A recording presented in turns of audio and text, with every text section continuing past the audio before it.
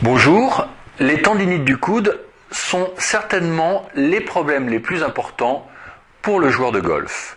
En effet, elles sont très handicapantes et elles imposent un arrêt total de l'activité de l'articulation jusqu'à la fin de la période inflammatoire. Il existe deux grandes catégories de tendinites du coude. L'épicondylite, que l'on appelle également le tennis elbow, et l'épitrocléite, également appelé le golf elbow.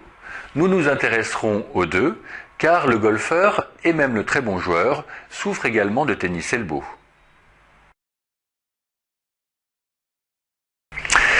La cause de ces problèmes est une mauvaise utilisation de l'articulation, liée à un geste mal réalisé, une séance prolongée sur un tapis trop dur, une mauvaise musculature, ou bien l'utilisation d'un matériel mal adapté, trop lourd, un grip trop fin, trop gros ou trop usé.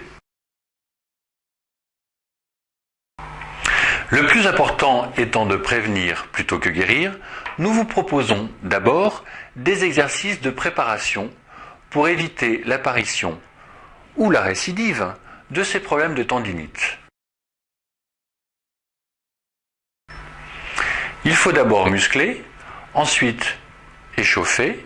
Nous vous montrerons un exercice d'étirement et ensuite nous intéresserons à votre hygiène de vie pour éviter les terrains inflammatoires. D'abord un exercice très simple. Pour muscler votre coude, je vous propose de prendre un club de golf, debout, le coude au corps, vous saisissez le club par le grip et vous le faites monter tout simplement uniquement avec vos doigts, uniquement le mouvement des doigts jusqu'en haut et vous remontez de l'autre côté. Et vous pouvez voir le travail des épicondyliens au niveau du coude.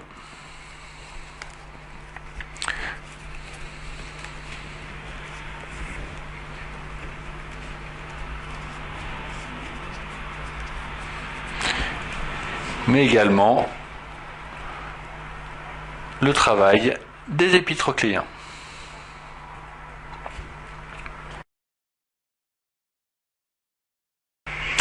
Après la musculation, l'échauffement, un exercice très simple, toujours coude au corps, vous maintenez bien le grip fermement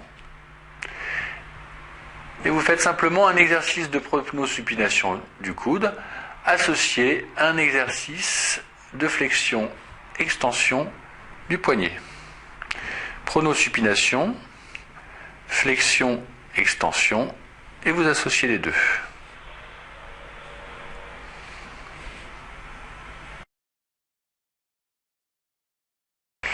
Et enfin, un exercice d'étirement pour les épicondyliens à faire après chaque partie, après chaque séance de practice. Vous prenez bien le dos de la main dans la paume de votre autre main, bras tendu, et vous tournez la saignée du coude vers le plafond en maintenant bien la flexion du poignet. Et vous poussez l'épaule en avant en essayant de bien tourner le coude vers le haut. Vous soufflez, vous respirez profondément et surtout, comme dans chaque étirement efficace, vous maintenez l'étirement pendant 10 secondes. N'oubliez pas de travailler les deux coudes, paume de la main, sur le dos de la main opposée, vous maintenez bien la flexion du poignet et ensuite vous tournez la saignée du coude vers le haut et vous poussez bien le tout en avant et vous maintenez 10 secondes. Donc cet exercice pour les épicondyliens, pour le tennis elbow, et pour l'épitrocléien, c'est l'inverse, paume de la main vers le haut, vous maintenez dans la paume de votre autre main l'extension du poignet, et là vous tendez de la même façon en poussant l'épaule en avant, et vous sentirez l'étirement au niveau des épitrocléens.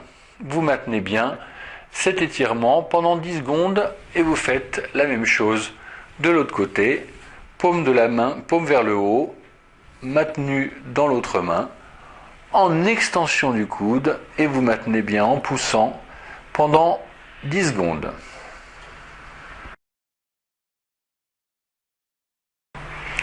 En ce qui concerne l'hygiène de vie, pour éviter un terrain inflammatoire qui favorise la survenue des tendinites de façon générale, je vous conseille d'améliorer votre alimentation en essayant d'hydrater le mieux possible vos tissus. Il s'agit simplement de boire de façon plus fréquente et surtout pendant l'effort, mais également de manger beaucoup moins de sucreries, d'augmenter votre consommation de fruits et de légumes et de ralentir la consommation de graisse animale.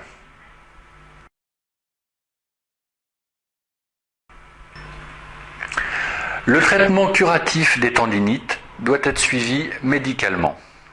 Il commence immanquablement par une période de repos imposée jusqu'à la fin de la phase inflammatoire. L'ostéopathie permet de réharmoniser les tissus et de débloquer les articulations. La rééducation fonctionnelle utilisera le massage transverse profond, les ultrasons, les ondes de choc et le glaçage pendant la phase aiguë. Si vous voulez obtenir des réponses personnalisées à vos problèmes, n'hésitez pas à me rejoindre sur le forum de golftanning.com.